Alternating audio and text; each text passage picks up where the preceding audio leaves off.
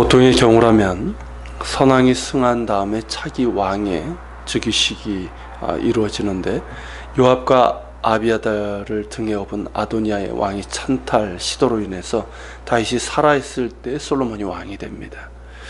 다윗이 언제 죽었는지 정확히 알 수는 없지만 밧세바와 나단이 다윗에게 나아갔을 때 다윗의 상태를 보면 몇 달 가지 않아서 세상을 떠난 것으로 여겨지고, 그 전에 솔로몬에게 유언을 남기게 됩니다. 다윗은 솔로몬에게 왕으로 우선적으로 행해야 할 일에 대해서 명합니다. 그 첫째는 너는 힘써 대장부가 되라는 겁니다. 즉 굳세고 결단력 있고 용감하게 왕으로서의 직무를 수행하라는 것이죠. 그리고 이보다 더 중요한 것이 있는데, 그것은 3절이죠. 내 하나님 여호와의 명령을 지켜 그 길로 행하여 그 법률과 계명과 율례와 증거를 모세의 율법에 기록된 대로 지키라는 이겁니다. 이것이 가장 중요하다는 것이죠. 왕으로 가장 중요한 책무는 왕권 강화나 부국 강병이 아니라 하나님의 명령을 지켜서 그 길로 행하는 것이고, 성경에 기록된 대로 모든 계명과 율례를 지키는 것이다. 그런 당부이며 명령입니다. 이는 다윗과 솔로몬뿐만 아니라 이스라엘의 모든 왕들에게 공통적으로 해당되는 말씀입니다. 왜냐하면 이스라엘의 참된 왕은 하나님이시고, 인간 왕은 참된 왕이신 하나님을 경외함으로 순종하는 가운데 그 뜻을 이루어가는 것입니다. 하나님의 말씀에는 왕뿐만 아니라 백성들이 잘되고 복받는 길이 있고, 또 무엇보다 하나님께서 아브라함을 택하사 그들의 후손을 통해서 이루고자 하신 뜻, 곧 의와 공도를 행하며 살아계신 하나님을 섬기며 열방에 전하는 거룩한 나라요 제사장 민족으로서 사명이 있기 때문입니다. 그러므로 왕의 통치의 성패는 그의 능력이나 업적에 있는 것이 아니라 그가 얼마나 하나님을 진심으로 경외하며 하나님의 말씀에 순종하며 그 뜻을 이루고자 했는가 하는 데 있습니다. 그렇게 했을 때 하나님께서 크신 은혜와 복을 주실 뿐만 아니라 그 자체가 복 받는 길입니다. 그 길을 가라는 것이죠. 힘써가고 대장부처럼 흔들림 없이 그 길을 가라는 겁니다. 다윗은 이에 더해서 하나님께서 자신에게 하셨던 약속, 곧 다윗 언약에 대해서 아들에게 알려줍니다. 다윗 언약, 우리가 이미 본 것처럼 그의 자손들이 그들의 길을 삼가 마음을 다하고 성품을 다하고 진실의 하나님 앞에서 행하며 이스라엘 왕위에 오를 사람이 그의 자손에서 끊어지지 아니할 것이라는 그런 내용이죠. 그리고 궁극적으로는 메시아 왕께서 그의 계보를 통해서 이 땅에 오셔서 하나님의 공의와 구원을 이루신다는 것입니다. 그 언약을 아들에게 전하며 하나님께서 그 언약에 충실하신 것처럼 아들도 하나님께 충실하여 언약의 길로 갈 것을 재차 당부하고 있습니다. 이것을 보면 다윗의 마음이 어디 있는지를 잘 알 수가 있습니다. 인생의 마지막 때 그의 본심이 드러난다는 말도 있지 않습니까? 평생 하나님과 동행하며 하나님을 경외하고 신뢰하며 살았던 다윗이기에 비록 연약함과 실수 한계도 있었지만 무엇이 복된 길이고 진리의 길이고 생명의 길인지를 진실하게 깨달았기에 임종의 순간에 아들에게 절절하게 믿음의 길, 순종의 길, 진리의 길을 갈 것을 당부하고 있는 겁니다. 우리도 우리의 마지막 시간에 이런 믿음과 순종의 유언을 자손들에게 남길 수 있었으면 좋겠습니다. 재산을 물려주고 여러 당부를 할 수 있겠지만 우리가 자손들에게 남길 수 있는 최고의 것은 하나님을 경외하고 신뢰하며 순종하는 믿음의 유산입니다. 자손들에게 진정으로 복된 길, 진리의 길, 생명의 길을 가르쳐주고 그 길로 갈 수 있도록 당부하면서 세상을 떠날 수 있다면 참으로 복된 마지막이 될 것이고, 또한 기쁨과 영광 가운데 하나님 나라에서 새롭게 시작할 수 있을 것입니다. 그리고 이어서 다윗은 특정인들을 어떻게 처리해야 될 것인지에 대해서도 유언을 남깁니다. 그러니까 제거해야 될 두 사람과 선대해야 될 사람들에 대해서 명령을 내립니다. 먼저 선대될 사람부터 보면 그는 다름 아닌 길랏 바르실레의 아들들입니다. 길랏 바르실레, 우리가 사무엘서를 통해서 본 것처럼 다윗이 압살롬의 반란을 피해서 마하나임에 있을 때에 그를 정성껏 도왔던 사람이었죠. 가장 도움이 필요할 때 아무런 조건 없이 성심껏 도운 바르실레에게 다윗은 큰 마음의 빚을 지고 있었습니다. 그래서 예루살렘으로 돌아오는 길에 그와 함께 함께 하길 청했지만 자신의 연로함을 들어서 대신 그의 아들을 데리고 왔습니다. 그때 약속한 것이 바르실라가 자신에게 한 것처럼 자신도 그의 아들들에게 선대하며 은혜를 베풀겠다라고 했습니다. 그 약속을 아들이 계속해서 성실하게 이어갈 것을 명하고 있습니다.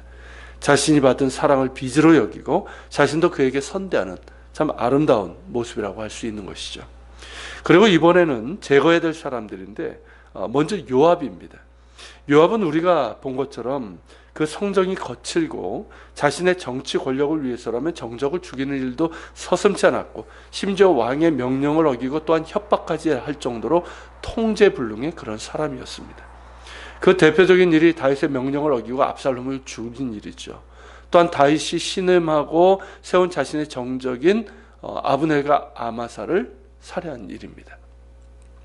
그런 까닭에 다윗 왕국 초기에 큰 역할을 했지만 결국에는 다윗을 가장 힘들게 하고 위협적인 인물이기도 했습니다. 그러한 요압을 제거할 것을 명령한 것입니다. 그리고 두 번째는 베냐민 사람 게라의 아들 시므이입니다. 시므이는 베냐민 지파 사울 가문의 한 사람으로서 다윗이 압살롬의 반란으로 인해서 예루살렘을 떠나 광야로 들어설 때 건너편에서 그를 저주했던 사람이었죠. 압살롬이 죽고 다윗이 다시 예루살렘으로 돌아올 때는 재빠르게 와서 용서를 구하고 선처해 줄 것을 구했지만 1000명의 사람들을 데리고 오면서 힘으로 은근히 압박을 했던 사람이었습니다. 그렇게 다윗을 반대하며 사울 왕권의 회복을 꿈꾸던 자였죠. 그러한 시므이를 자신은 벌하지 않았지만 아들에게는 제거할 것을 명령하고 있는 겁니다. 자, 어떻습니까, 여러분? 이것이 보기에 따라서는 다윗 개인의 어떤 복수로 볼 수도 있습니다.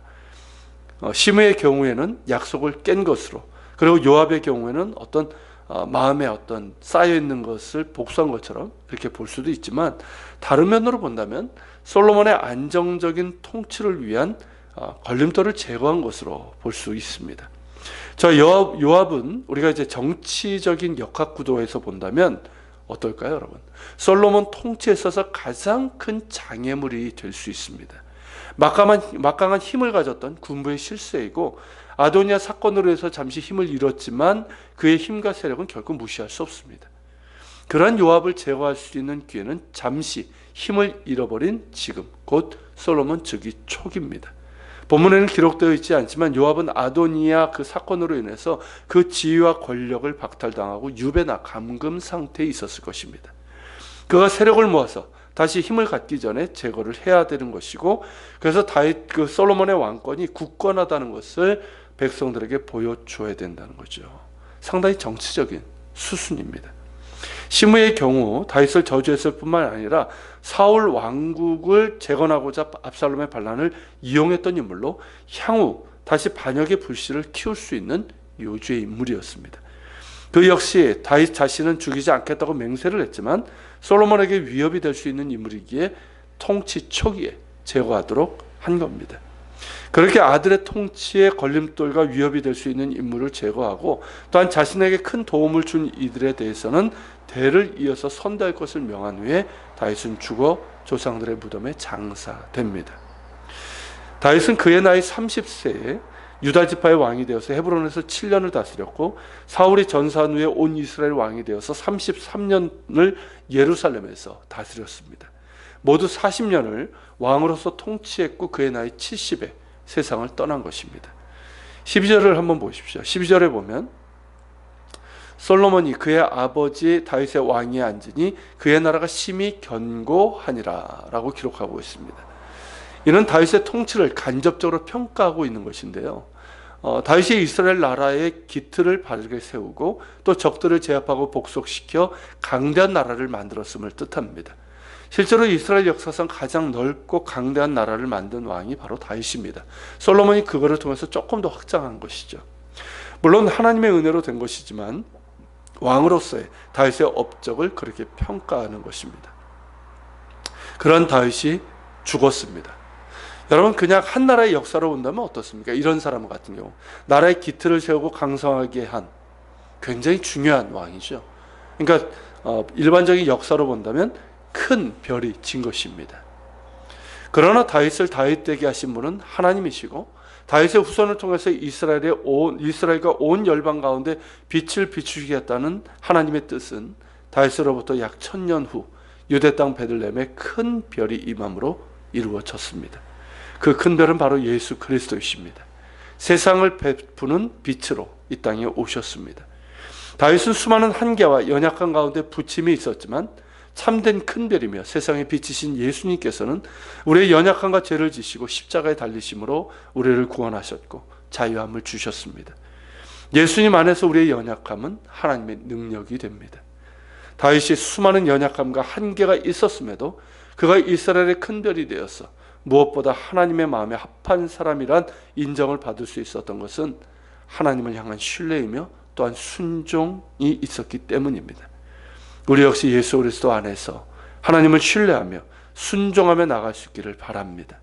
그것이 우리 됨이 되고 나의 나됨이 되고 장차 주님 앞에 서게 될 때에 우리 역시 하나님 마음에 합한 사람이라는 인정을 받을 수 있는 큰 기쁨과 영광이 주어질 수 있기를 소망합니다. 같이 기도하겠습니다. 오늘 말씀을 기억하면서 기도합시다. 주님, 이스라엘 역사에 참 중요한 기틀을 세운 큰 별이셨습니다. 그러나 그가 그렇게 큰 별이 될 수 있었던 것은 그의 능력이 아니라 하나님의 은혜고, 그의 능력이 있다면 하나님을 신뢰하며 순종했던 그 믿음에 있습니다. 주님, 우리 역시 예수 그리스도 안에서 하나님께 온전히 하나님을 신뢰하며 또 순종함으로 나가게 해주시고, 그래서 우리 역시 하나님 앞에 하나님 보시기에 하나님 마음에 합한 자라는 그런 인정을 받을 수 있는 우리의 믿음과 삶이 될 수 있도록 도와주시옵소서. 같이 기도하며 나갑시다.